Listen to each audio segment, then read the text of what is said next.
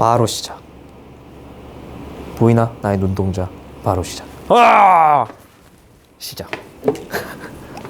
진짜 바로 버튼 눌렀거든요. 커피 한 입만 먹고 하겠습니다.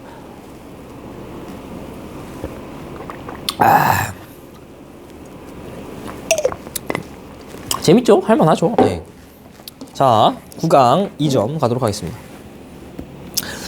자, 남극대 답 체크 먼저 하고 3, 5, 1, 2, 3, 5, 1, 2. 자, 남극 대륙 주변의 대륙 분포와 서로 다른 해역 A, D를 나타낸 것이. 자, 이거는 저 영상에 올라가 있죠. 굉장히 제가 그 수능 특강에서 디테일하게 해준 거 있으니까 그거 영상 꼭 보고 오시고요. 그래도 한번 해보겠습니다. 기억이 가물가물하실 테니. 어떻게 시작하면 되냐면 항상 60도, 30도 극지방, 요게 포인트예요. 여기서 조심하셔야 되는데, 남극 대륙은 온도가 어때요? 세상 차가워. 그러니까 여기서는 하강기류, 상승기류? 그렇죠. 하강기류가 막 내려갈 거야. 하강기류가 이렇게 쭉 이렇게 하강기류가 쭉 내려갔으면 이제는 이렇게 퍼져 나갈 거잖아요. 그쵸? 퍼져 나가야 될 거 아니야. 바람이 이렇게 퍼져 나갈 텐데 쭉쭉. 문제는 뭐예요? 이렇게 그냥 일자로 퍼져 나간다? No. 그렇게 나가는 게 아니고 어떻게 간다? 남반구는 휘어 나갈 텐데, 전향력 때문에. 남반구는 전향력이 어느 쪽? 오른손, 왼손? 왼쪽이죠. 그렇기 때문에 애들이 이 바람이 왼쪽으로 휜다고. 이렇게 왼쪽으로. 이 바람이 왼쪽으로 이렇게 휘는 거죠. 이렇게 그냥 불어나가는 게 아니라 왼쪽으로 휘인다. 어디까지? 60도 S 도달 전까지. 60도 S 도달 전까지 이렇게 왼쪽으로 휜다. 요게 무슨 풍? 극지방에서 부는 동풍인 극동풍이 되겠고요. 자, 30도 마찬가지로 30도에서도 아열대 고압되기 때문에 불어나가겠죠. 이렇게 불어나갈 텐데, 이렇게 그쵸? 이렇게 불어나갈 텐데, 근데 애가 또 어디로 휜다고? 왼쪽으로 가는데 왼쪽으로 이렇게 휜다고. 그쵸? 그래서 그림을 간단하게 그려보면은 왼쪽으로 휘고 얘가 왼쪽으로 휘죠. 그래서 이렇게 휘는 이 바람들이 어떻게 된다? 이렇게 그림을 어쨌든 이렇게 하나만 그릴게요. 왼쪽으로 휘고 왼쪽으로 휘고 이런 식으로 부는 거죠. 그래서 이 가운데 있는 60도랑 30도 사이니까 얘는 무슨 바람? 편서풍이 되는 거고요. 그리고 이거 같은 경우는 남동무역풍이 되는 거죠. 지금 이 위에서 남극에서 바라다 본 그림을 뭐랑 같이 세트로 기억하셔야 되냐면, 대기대순환, 표층순환 들어가면서 했던 대기대순환에 나와 있는 요 각각의 바람 방향, 요 오른쪽 그림, 오른쪽에 있는 저 바람과 함께 엮어서 공부를 하셔야 됩니다. 근데 표층순환은 다른 말로 뭐? 풍성순환, 바람에 의해 형성된 순환이라 했었잖아요. 그러니까 지금 여기 체크한 이 극동풍, 편서풍, 남동무역풍에 의해서 해류가 흐를 텐데, 중요한 포인트는 뭐죠? 제가 이거 필기노트에 지금 업데이트를 해놨는데 말로만 일단 할게요. 동서방향의 해류, 즉 뭐 북적도 해류, 남적도 해류, 뭐 북태평양 해류, 이런 동서방향의 해류 있잖아요. 얘네들은 주로 이 무역풍, 편서풍, 극동풍, 이런 어떤 동서방향의 바람 때문에 생깁니다. 근데 올해 수특과 수완에서 강조되고 있는 게 뭐냐? 예를 들면 쿠로시오 해류, 캘리포니아 해류, 얘네들은 어때요? 동서방향이 아니고 위도의 변화가 있죠. 위도의 변화라는 건 저위도에서 고위도로 가거나 고위도에서 저위도로 가는 거죠. 저위도에서 고위도로 가는 친구는 정의가 뭐죠? 난류고요. 고위도에서 저위도로 내려오는 거는 한류입니다. 남반구는 여기가 저위도, 여기가 고위도예요. 저위도에서 고위도로 가는 난류, 고위도에서 저위도로 가는 한류. 얘네들은 왜 생긴다? 바람 때문에가 아니고, 바람 때문에 생긴 북적도 해류 가다가 대륙에 부딪혀서, 북태평양 바람 때문에, 편서풍 때문에 생겼는데 얘가 가다가 부딪혀서 생기는 거다. 요거 꼭 체크해 주세요. 올해 조금 강조되고 있다. 자, 그래서 보시면은 이 원래대로라면 이 바람 방향대로 애들이 해류가 이런 식으로 따라다녀야 되는데, 그렇게만 가진 않는다. 왜냐면은 대륙에 부딪히기 때문이죠. 지금 보시면은, 아이고 펜이 빠지는데, 보시면 여기 지금 여기처럼 생기지 않았나요? 그쵸? 보여? 여기 그쵸? 즉 여기 남아메리카 대륙 앞쪽인데, 얘 같은 경우는 어떤 해류가 지나가죠? 이름은 뭐 아래 여기 좀 외워주면 좋은데, 페루, 칠레 페루 해구 있는 쪽이잖아요. 페루 해류가 남극에서 저기 적도 부근으로 올라가죠. 그러니까 여러분 색깔 이렇게 써줄게요. 파란색으로. 고위도에서, 여기가 제일 고위도예요. 남극이 극지방이니까 제일 고위도지. 고위도에서 저위도로 가고 있는 이게 한류, 바로 칠레 페루죠. 페루 해류죠. 페루 해류 이렇게 있고요. 또 이쪽으로 보면은 이렇게 내려오는 해류가 있겠지. 이거는 뭘까요? 이쪽 여기 동오스트레일리아 해류. 지금 이거를 3D를 2D로, 2D를 3D로 보는 연습을 정말 잘 하셔야 돼. 그래서 이게 지금 동오스트레일리아 해류인 저위도 적도 라인에서 고위도로 올라오는 난류가 있겠죠. 그리고 여기서 중요한 해류. 이렇게 이 방향으로 계속 이렇게 이 편서풍 방향과 같은 방향으로 이렇게 돌고 있는 이 해류가 뭐죠? 그쵸? 편서풍 때문에 피동적으로 흐르는 해류다. 그래서 서풍피류라는 용어도 있었지만은 사실 요즘 교육 과정에서는 이런 말 안 쓰고 뭐라 쓴다? 남극 주변을 뱅뱅뱅뱅 도는 남극순환류다. 자, 남극순환류는 극지방 근처에서 움직이는 해류니까 극동풍 때문에 가는 거죠. 안 된다. 얘는 뭐 때문에 생긴 거다? 지금 말했잖아. 편서풍 방향으로 갑니다. 편서풍 때문에 가는, 편서풍 때문에. 이게 제일 중요해요. 그러니까 이름이 뭐다? 서풍피류라는 말 괜히 알려주는 게 아니에요. 제발 얘를 뭐 극동풍 때문에 분다라는 그런 뻔한 페이크에 걸려오지 마세요. 진짜 난 진짜 속상해. 그러면 됐죠?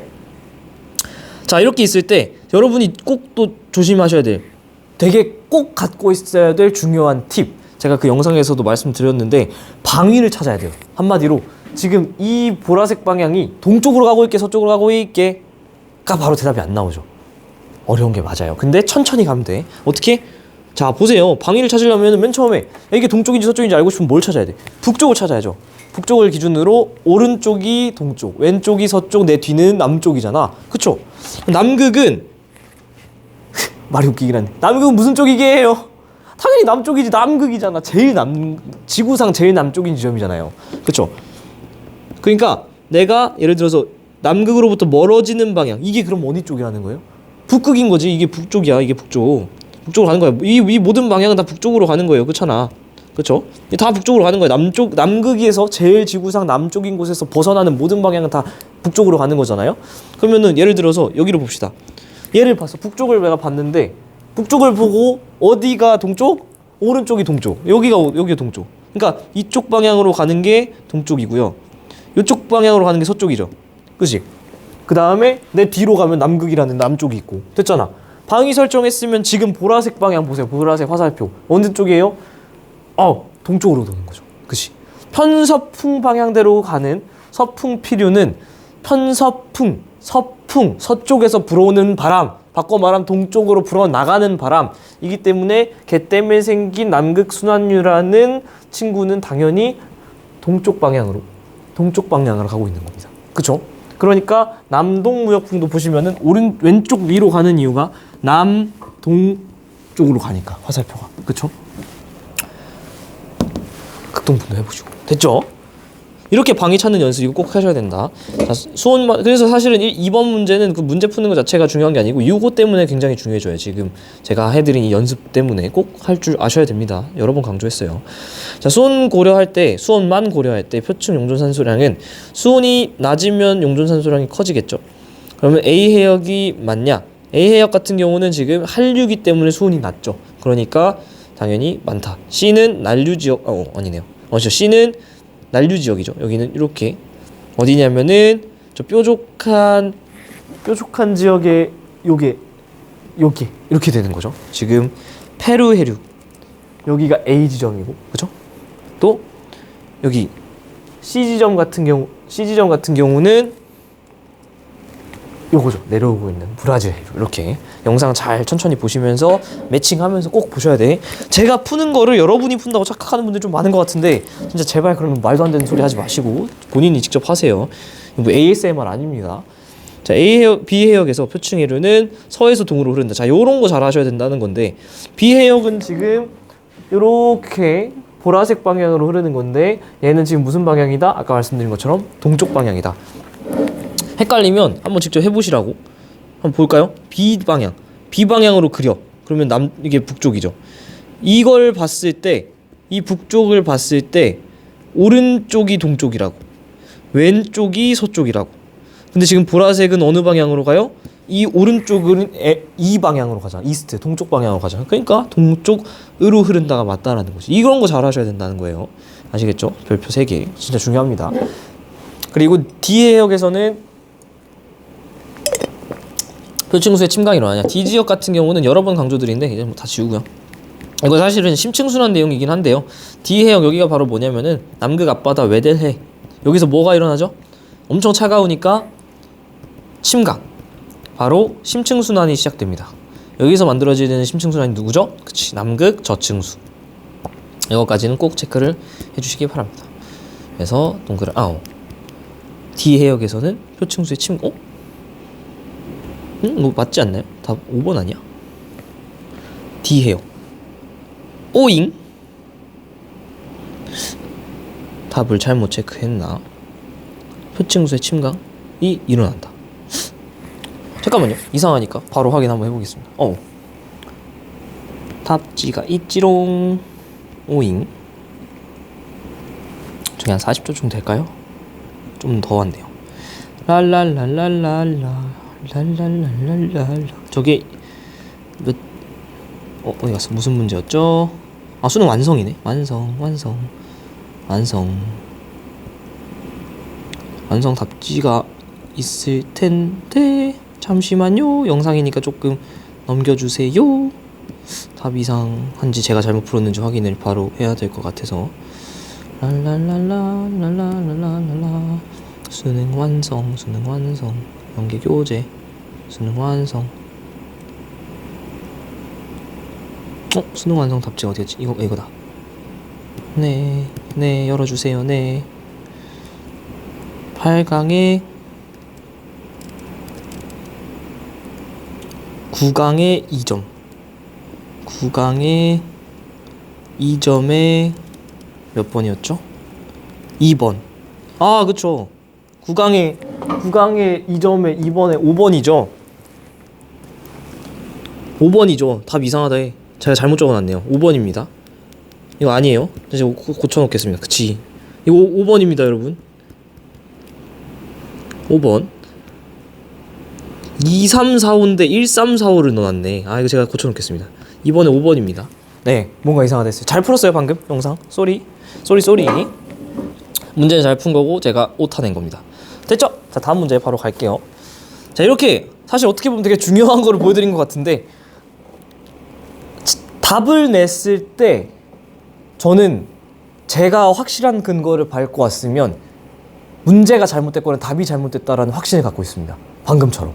그죠? 제가 뭐 이렇게 이런 것까지 뭐 짜놓고 뭐 그런 무슨 제가 무슨 뭐 드라마 뭐 배우도 아니고 영화 배우도 아니고 당연히 그냥 일어난 해프닝 같은 건데, 딱 보자마자 이거는 제가 잘못 풀었을 일이 없다라는 확신이 있잖아요. 그치? 이렇게 풀어야 돼요. 공부할 때 내가 이 연습이 돼 있으면 모의고사 아니 수능 날에도 저는 딱 시험을 봤을 때 나 국어 98 아니면 100이겠는데 98 나오고, 수학 96 아니면 92겠는데 92 나오고, 영어는 1등급 그때 저는 이제 4% 이내 들어가야 되는 17년도 수능 같은 경우에는 4%까지 들어가는 상대평가였거든요.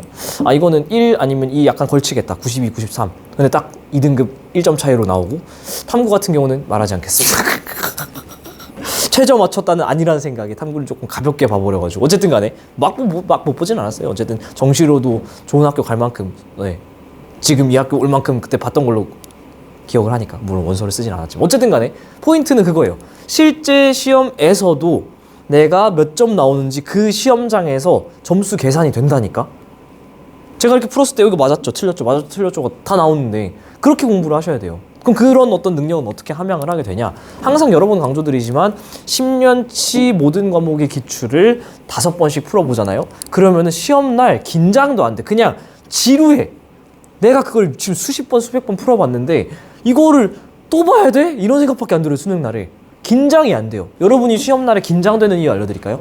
100점을 맞기 위해서, 혹은 목표한 점수가 있을 거잖아요. 80점, 90점, 100점을 맞기 위해서 80점, 90점, 100점치의 공부만 하니까 긴장되는 거예요. 뭔 말인지 이해돼요?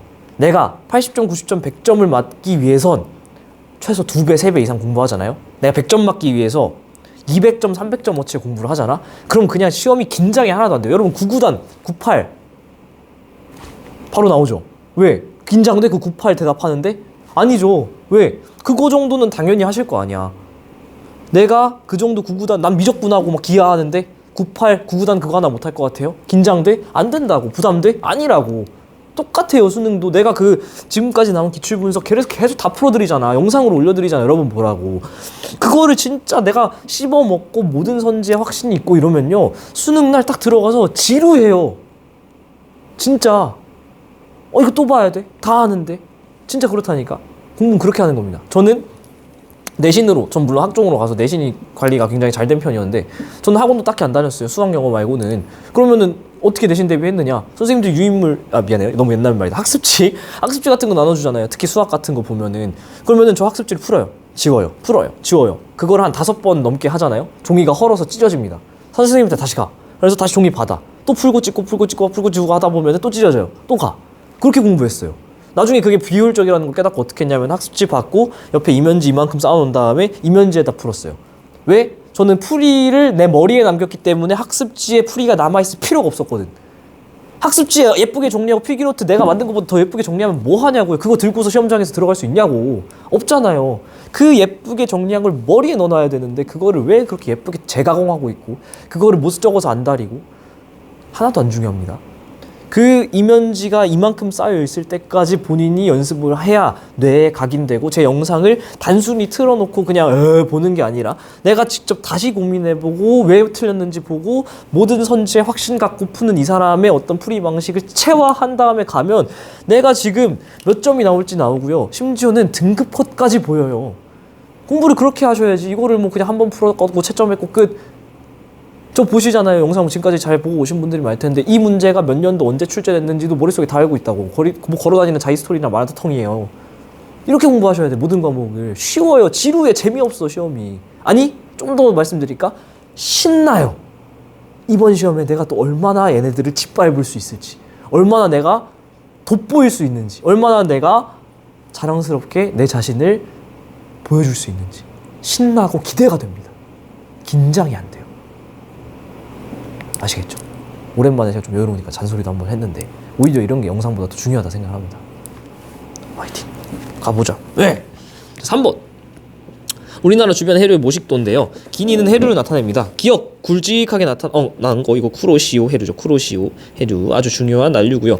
그 다음에 요거 같은 경우는 이렇게 부딪혀서 내려오는 네. 답지를 보시면 특정 그 해류 이름이 적혀있긴 한데 사실은 이거는 우리 교육과정에서 조금 애매하다 생각합니다. 해역. 그래서 굳이 이걸 외울 필요가 있나 싶긴 한데 실제로 요 해역 같은 경우에는 저희 전공 교수님이 그 교과서, 뭐 신문 등등등등의 뭐 전공 자료, 심지어 전공 서적에 실려 있는 그 해류 자체를 분석을 하신 논문 연구가 있는데 거기에서도 교과서마다, 신문 사설마다, 혹은 뭐 전공 서적마다, 논문마다 이 해류에 있는 어떤 특정 해류 이름을 표기를 굉장히 다양하게 합니다. 그래서 여기에 있는 이 특정 해류 이름을 외울 필요가 굳이 있느냐라는 질문에는 그래 나왔으니까 외우긴 합시다인데 나올 확률은 굉장히 희박하다. 어쨌든 적혀 있으니까 나올 수도 있긴 해요. 근데 여기 있는 해류는 나올 확률은 희박하니까 그냥 체크만 하고 넘어가겠습니다. 어쨌든 A 같은 경우는 북적도 해류가 되겠죠. 자, 한번 복습해 봅시다. 북적도 해류는 왜 생기죠? 그치, 바위 무역풍인데 좀 더 엄밀히 말하면 북동 무역풍이죠. 자, 쿠로시오 해류는 왜 생기죠? 바람 때문에? 아니라고. 편서풍 때문에? 아니라고. 무역풍 때문에? 아니라고. 왜? 얘가 원래 그냥 쭉 갈 거였는데 대륙이 있으니까 부딪혀서 올라간다고. 요게 올해 좀 강조되고 있다. 얘는 부딪혀서. 아시겠죠?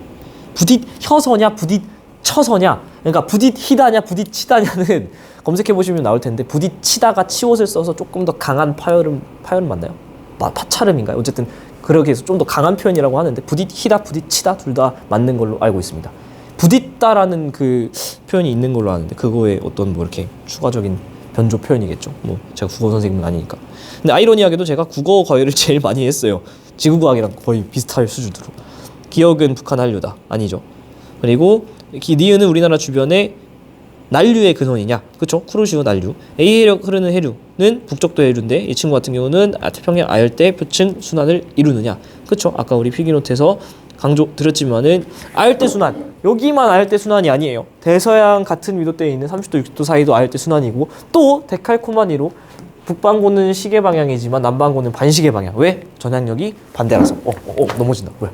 네. 그리고 중요한 거는 남극 순환류, 서풍 필요라고 옛날에 부르던 거 체크하시는 게 중요하다.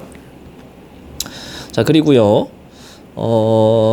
4번. 그린 간은 지구가 에너지 평형을 이룰 때 북반구의 위도별 에너지 수지를 자 보시면은 이거 같은 경우는 여기가 굉장히 과잉이죠. 여기는 굉장히 부족이죠.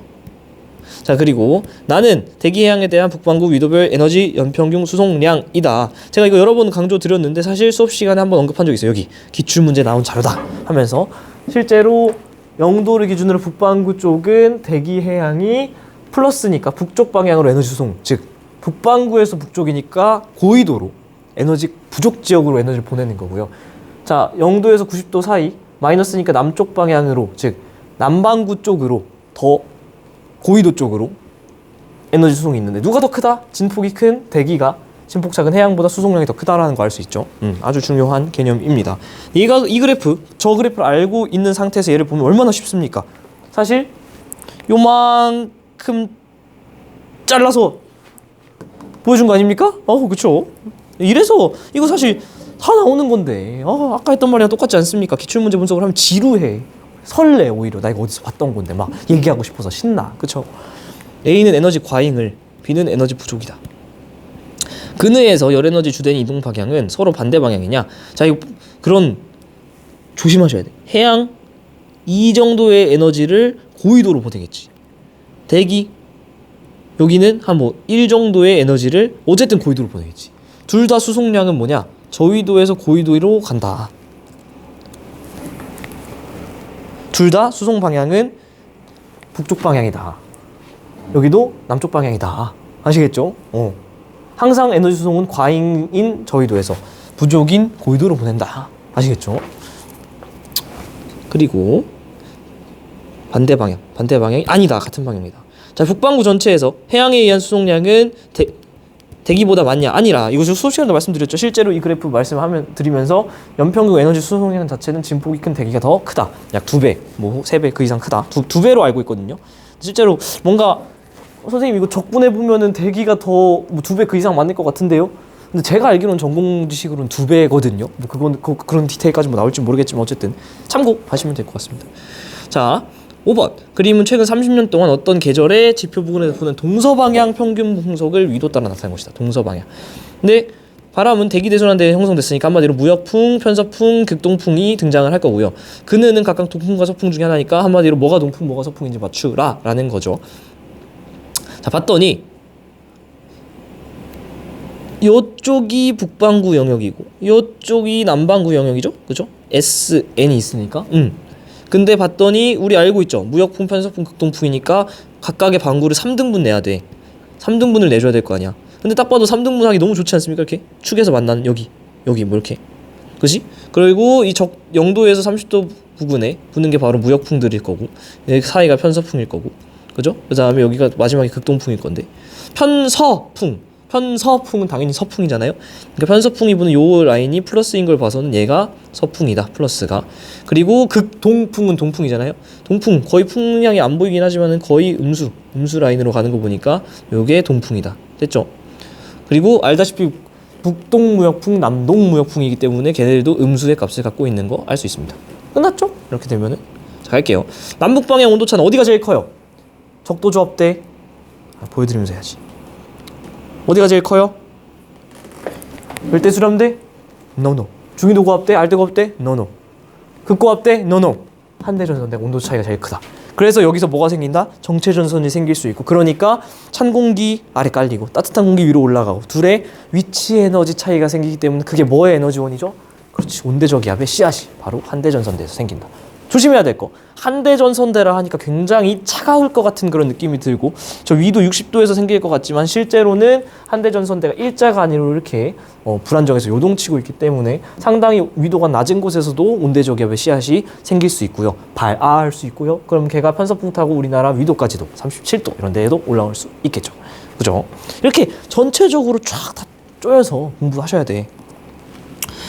그래서 남북방의 온도차는 A가 작다. A가 제일 큰 데죠. 한대전선대니까. 극동풍과 편서풍의 경계니까 한대전선대. B에서는 지표면 가열에 의해서 조합돼서 그쵸. 적도 조합대, 열대 수렴대 다양한 표현. 관심 있는 분들이면 이런 것도 검색해 보세요. 그 적도 조합대 열대 수렴대뿐만 아니라 또 어떤 말이 있냐면 ITCZ라고 하는 적도 무풍대가 있어요. 인터트로피컬 컨버전스 존이라고 하는 ITCZ라고 치겠습니다. 있지가 아니고 ITCZ라고 네, 인터트로피컬 컨버전스 존이라고 얘기를 하는 이 열대 수렴대. 적도 지방에 뜨거워. 공기 상승이 채워주려고 들어오겠죠. 그러니까 적도 지방에 수렴하기 때문에 적도 열대 수렴대라던가 당연히 방방방방 뜨니까 적도 조합대라는 말 여러분 배우셨을 텐데 적도 무풍대라는 말도 있습니다. 이 ITCZ랑 같이 항상 동작을 하는 건데 아래에 나와 있네요. 적도 무풍대. 사실은 선생님 그럼 되게 막 북동무역부 남동무역부 막 부니까 바람 되게 세게 불 것 같은데요. 실제로는 이 적도 수렴대 같은 경우는 바람이 거의 불지 않는다라는 거 알고 있으면 좋습니다. 뭐 그냥 이거는 고등학교 범위 내에서는 등장할 것 같진 않은데 그래도 추가적으로 공부하실 분들은 공부하셔라. 자, 북태평양 해류 같은 경우는 BC 사이에서 나타나느냐. 북태평양 해류는 3D랑 2D랑 항상 번갈아가면서 잘 보셔야 돼요. 머릿속에 이게 다 있다라 가정을 할게요. 북태평양 해류는 왜 생겼죠? 편서풍 타고 가는 요 방향 아닙니까? 편서풍 방향? 그치? 편서풍 방향과 동일한 방향. 그죠? 근데 얘가 지금 어디? BC 사이면 이거 무슨 바람이에요? 무역풍대잖아. 아니죠. 됐지? 자, 이렇게 해서 9강의 2점까지 마무리했습니다. 사실은 오늘은 여유가 좀 있어가지고 영상을 쪼개 찍었고 또 중간에 이번 영상 초반에 이렇게 좀 잔소리 또 오랜만에 한번 했는데 사실 이런 게 훨씬 중요한 것 같아요. 어떤 마인드셋이라던가 공부를 어떻게 할 것인가 사실은 방향성을 잡고 달려가고 공부가 뭐가 중요합니까 선생님? 공부가 중요하진 않습니다. 하지만 학생 때 주로 해야 되는 업무가 공부죠. 근데 그거를 열심히 하는 모습이 중요한 거예요. 나중에 여러분이 어떤 일을 하실 때 그때 주가 되는 업무에 얼마나 몰입할 수 있느냐가 사실은 지금 공부에 임하는 그 자세로 평가가 되기 때문이죠.